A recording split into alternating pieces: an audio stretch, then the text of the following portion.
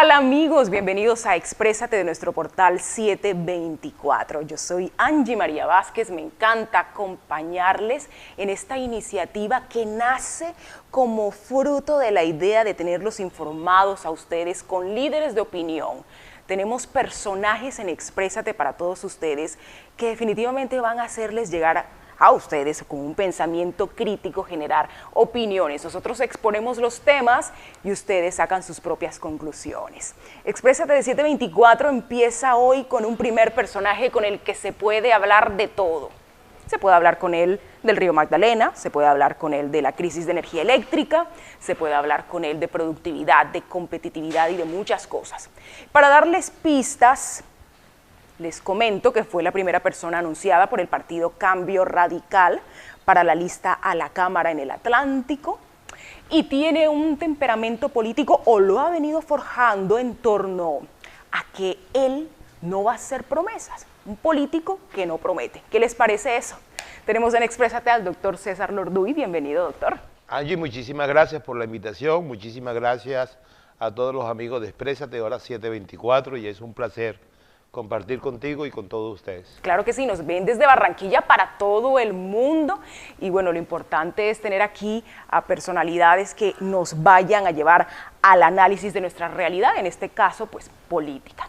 Cuando uno entiende a un César Lorduy, nacido de las entrañas de una Barranquilla humilde, pegada al río Magdalena, que luego estudia en un colegio subsidiado de la ANDI, que luego pasa al Colegio Barranquilla para varones, que luego estudia Derecho en la Universidad del Atlántico, pero termina en la CUC, uno dice, caramba, además come libros, ¿ah? Come libros porque usted vivía precisamente de hacer análisis literarios. Entonces uno dice, con una persona con un recorrido así, el perfil, lejos de ser dirigente gremial, como lo es usted, se inclinaba más a otra orilla, a la orilla intelectual, a la orilla sindical. ¿Cómo hace esa transición de estar todo el tiempo en el sector público y de pronto de ser un reconocido dirigente gremial en la región? Sí, es una muy interesante pregunta, Angie, y efectivamente yo tuve algunos momentos de recorrido literario por algunas esquinas y lugares de Barranquilla en la que se debatía y se discutía y se especulaba sobre cómo crear y modificar el mundo. Recuerdo un lugar en el edificio Paseo Bolívar en Barranquilla, en donde se reunían una gran cantidad inclusive de escritores, y yo iba ahí de pato. La mayoría de las personas trabajaban ¿Qué edad tenía César Lorduy en ese entonces? Tendría como 16 años, 17 años. ¿Terminando bachillerato o ya en la universidad? No, ya había terminado bachillerato, estaba iniciando en la universidad, pero era un gran lector del suplemento del Diario del Caribe, que en esa época, digamos, era el portafolio literario en Barranquilla. Y la mayoría de esos escritores se reunían ahí en el Paseo Bolívar y yo de pato iba y me sentaba a tomar tinto con ellos. Ahí conocía a varios.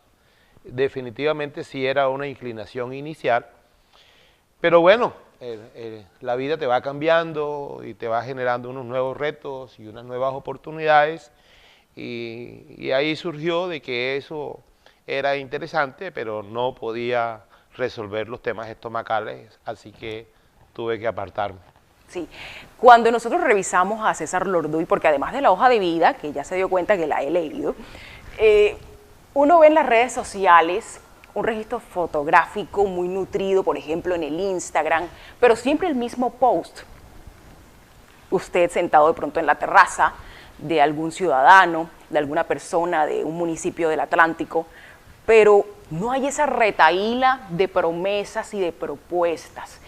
Y hay algo que lo ha caracterizado y es precisamente no prometer, que es algo sui generis y un poco exótico con la realidad política de nuestros aspirantes. ¿No cree que quizá eso pueda ser un arma de doble filo, teniendo en cuenta que las redes sociales son muy consultadas por los jóvenes y los jóvenes pues necesitan pues saber un poco qué es lo que está proponiendo tal candidato? ¿Cómo maneja usted esa estrategia? Pero tú has dicho las dos palabras clave, una cosa es prometer y otra cosa son propuestas. Así, por supuesto. Y otra cosa son propuestas. Jurídicamente un congresista no puede prometer nada. Y no puede prometer nada por varias razones. La primera, porque la Constitución le dice cuáles son sus funciones. La segunda, el reglamento del Congreso, los estatutos anticorrupción, etcétera, etcétera, te dice que inclusive el hecho de que tú te comprometas con una idea y trates de generar una iniciativa parlamentaria alrededor de esa idea, tarde o temprano vas a tener que declararte impedido porque podría generar un conflicto de interés. Lo segundo, que producto de algunas lecturas que yo hice, encontré como resultado de las encuestas, análisis que hacían acerca de lo que pasaba en el país, de qué es lo que esperaba la gente, qué es lo que estaba deseando la gente encontrar en la propuesta de los que se lanzaron a esta aventura de ser parlamentarios, es precisamente que la gente tiene sueños, que la gente tiene esperanza, que la gente quiere que le digan la verdad, y yo adopté esa posición. Entre otras porque la mayoría de los que han venido ejerciendo esta actividad han hecho lo contrario, han prometido y han generado frustraciones, han generado desengaños, han generado decesiones que han causado una pérdida de credibilidad en las personas que por alguna razón u otra deciden hacer actividad política. Si yo quería tener algún nivel de credibilidad más allá de mi hoja de vida y más allá de mis pequeñas realizaciones individuales, yo lo que le tengo que decir a la gente es la verdad. Mis capacidades son hasta tal punto, mis intenciones son estas, mis sueños y mis esperanzas comulgan con los de ustedes, y Dios lo permita, y la actividad del Congreso también, yo quiero hacer de ese sueño y de esa esperanza de ustedes una realidad, pero no se las puedo prometer, tengo que trabajarla para lograrla. Entonces, es un ejercicio hasta interesante y hasta digno. Yo recuerdo una anécdota, hace ya algunos meses yo estuve en el municipio de Ponedera y me reuní con una gran cantidad de campesinos, más o menos unos 300, y le dije, le tengo una mala noticia y una buena. Y ellos me dijeron, déme la mala noticia. Y dije, no les traje machete. Eso gustó muchísimo por allá. Y entonces, ¿y cuál es la buena? Le dije, que nunca se los voy a traer. Tú no te imaginas la cantidad de aplausos que me dieron, casi que me carga, porque era la primera persona que había llegado donde ellos a preocuparse por sus inquietudes, por sus problemas. En ese asistencialismo del río en una isla muy interesante que invito a todos los atlanticenses que conozcan. Al frente de Ponedera existe una isla que se llama El Rosario, que es, ahí nace cualquier cosa. Y esos campesinos casi que me cargan, me regalaron melón, me regalaron yuca, y todo ese tipo de cosas que yo no se los acepté, excepto el melón, porque ya se estaba poniendo bravo porque yo no estaba aceptando absolutamente nada. Y eso me comprobó a mí que efectivamente lo que la gente quiere es alguien que entienda sus problemas y que esté dispuesto, si Dios lo permite y el Congreso lo permite, a trabajar por eso. Bueno, pero usted ha dicho algo que me ha llamado la atención y es la palabra credibilidad, ¿no? Sí. Primero, pues decirle a nuestros televidentes de 724 y exprésate que lo que usted acaba de decir es muy cierto. Eso de prometer es un imposible jurídico, ¿verdad? La propuesta es algo completamente diferente. Pero otra palabra que mencionó y que me llama poderosamente la atención es aventura. ¿Realmente no cree usted que de estar en una zona de confort siendo un dirigente con perfil gremial bien reconocido en la región, irse para el Congreso de la República, donde hay que trabajar bastantico por la credibilidad, ¿no sería algo como paradójico ahí, doctor Orduy? No, al contrario, eso es lo que le demuestra al ciudadano, es que en esta ciudad, los que queremos tanto esta ciudad, los que queremos tanto este departamento, sabemos que si hay algo que hay que hacer por ellos, definitivamente es estar dispuesto inclusive a ceder tu zona de confort. Usted lo que va a cambiar es el escenario, porque los proyectos siguen siendo hasta mejores. Sí, exacto, y eso resume prácticamente lo que yo estoy haciendo. He estado en tantas juntas directivas que lo que yo creo que yo voy a hacer es estar en otra junta directiva más grande, de más alcance, de más poder, de más fuerza, y que inclusive puede tener mejores resultados sobre los proyectos, sobre los sueños, sobre las esperanzas, no solamente de Barranquilla, sino del departamento del Atlántico. Por supuesto.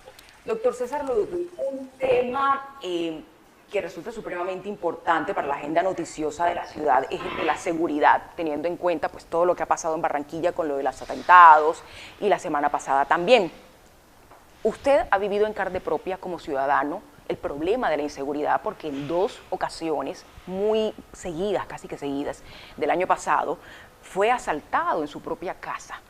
Pero una cuestión es tener la experiencia como ciudadano y otra muy distinta a escribirla en una columna que sabemos que también tiene.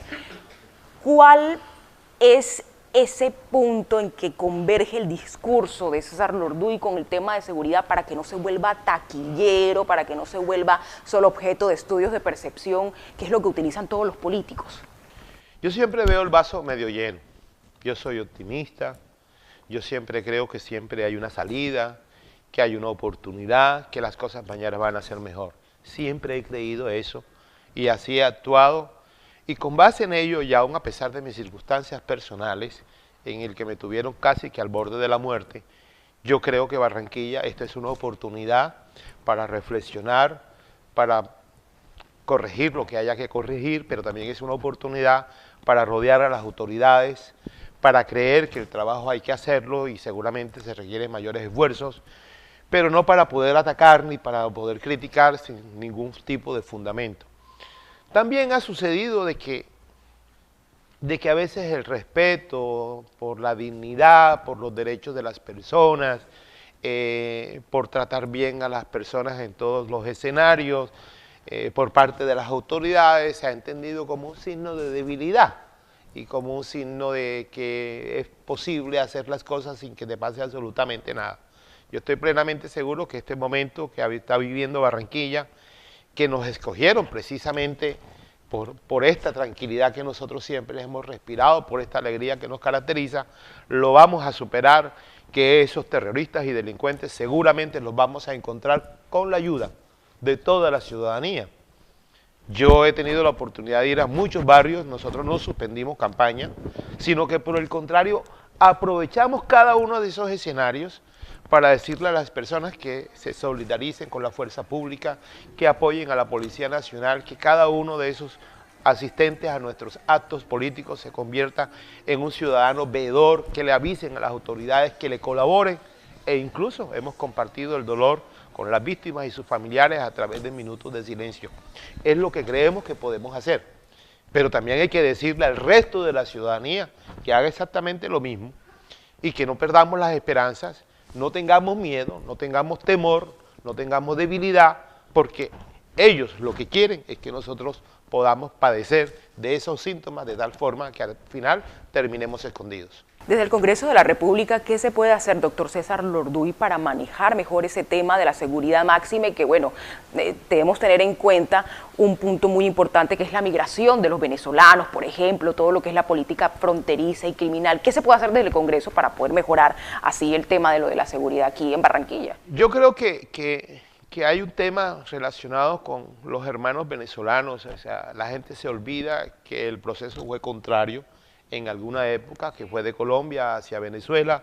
Allá fuimos bien o normalmente recibidos, la gente tuvo una oportunidad, la realizó.